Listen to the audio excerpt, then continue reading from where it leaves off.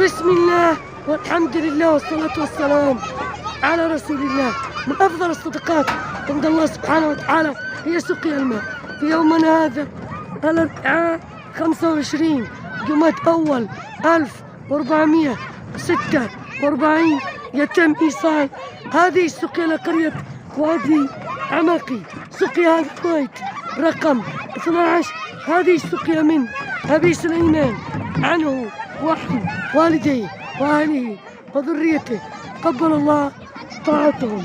نسأل من الله بمنه وجوده وكرمه أن يجعل هذه السقيا في ميزان حسناتك يا أبي سليمان، كتب الله أجرك، شكر الله سعيك، رفع الله قدرك، بارك الله لك في مالك وذريتك وصحتك، هنيئا لك الأجر والثواب يا أبي سليمان، جزاك الله خيرا.